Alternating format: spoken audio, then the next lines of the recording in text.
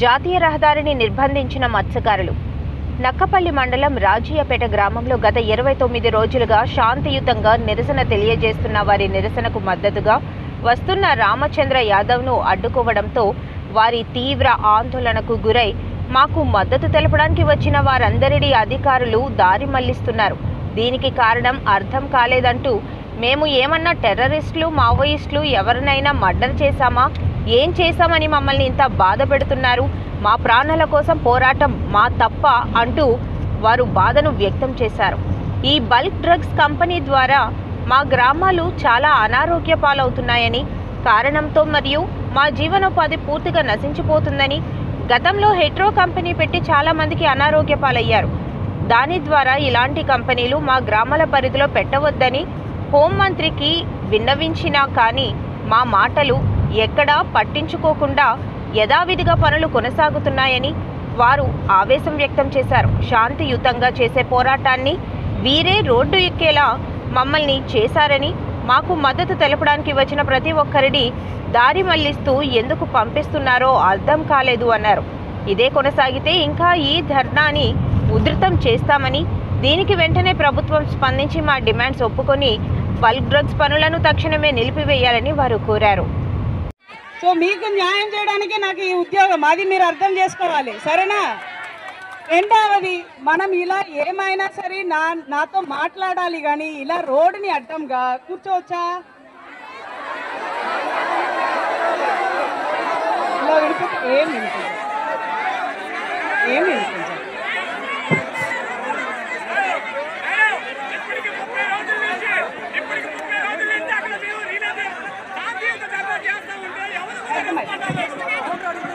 అమ్మా వినండి వినండి వినండి. ఇప్పుడు మీకు ఏంటి, ఈ పార్క్ మీద మీతో మాట్లాడాలి అంతేగా? అది నేను వినండి అమ్మా, వినండి ఒకసారి వినండి వినండి. దీని మీద హోమ్ మినిస్టర్ మేడం కూడా మీ అందరితో మాట్లాడారు కదా. మీ ఊరుకు వచ్చారు, అప్పుడు మేడం చెప్పారా 30 మంది కమిటీ ఏర్పడాయి రండి అని. కమిటీ వస్తా ఎందుకు?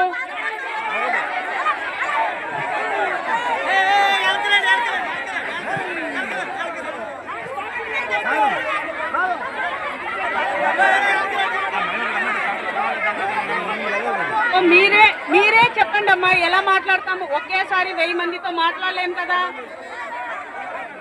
ఒకేసారి 1000 మందితో మాట్లాడలేదు కదా.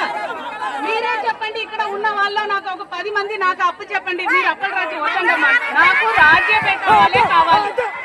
కూర్చోండి, ఉండండి అమ్మా, మీరందరూ కూర్చోండి, నేనే ప్రజలతో మాట్లాడతా. రాజ్యపేటలో ఇక్కడ ఉన్న వాళ్ళ 10 మంది నాకు అప్పు చెప్పండి అమ్మా, నేను వాళ్ళతో మాట్లాడతా.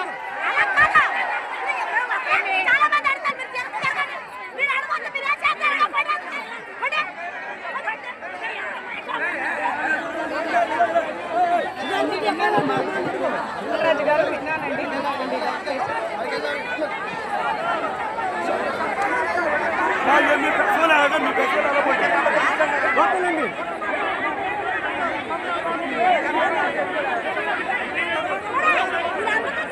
అంటే మీరు మాట్లాడండి, నేను వింటాను, లేకపోతే రండి. నాకు రాజే పాట వాళ్ళతోనే మాట్లాడాలి.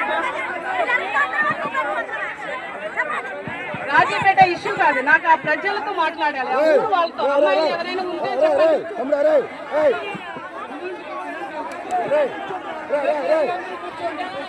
వస్తావా అమ్మా? నా దగ్గరికి రమ్మా. కలెక్టర్ గారు మంత్రిశక్తికి ఉన్నారు, మీకోసం ఇక్కడికి వచ్చేసాము.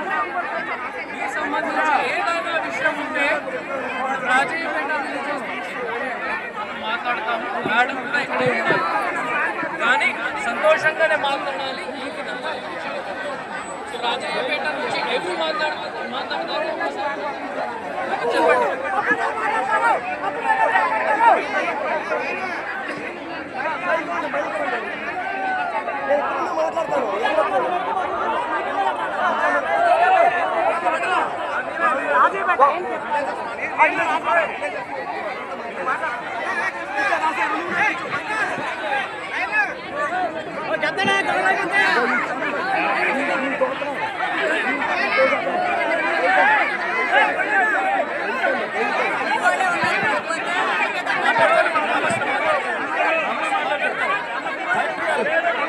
ఒకసారి ఎస్పీ గారు దయచేసి ఒకసారి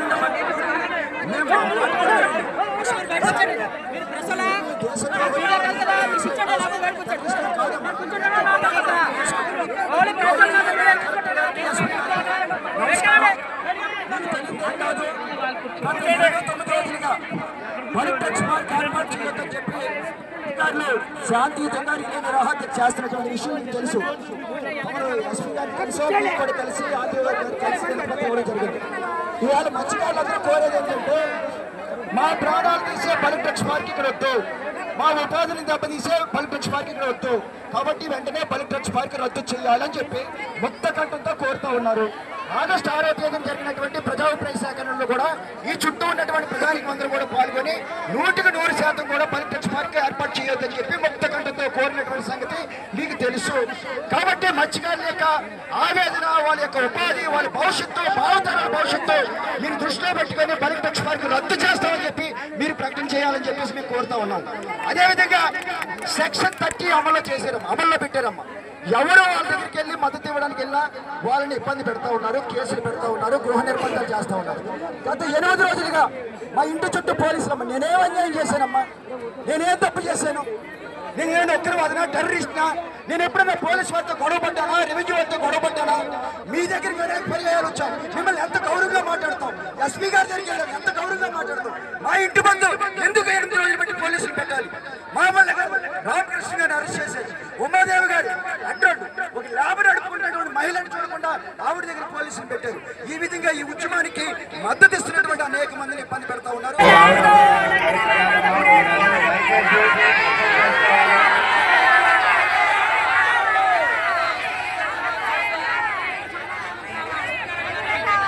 ఆమె జిల్లా మెజిస్ట్రేట్ గారండి, కనీసం ఆవిడ మీద గౌరవంగా ఒకసారి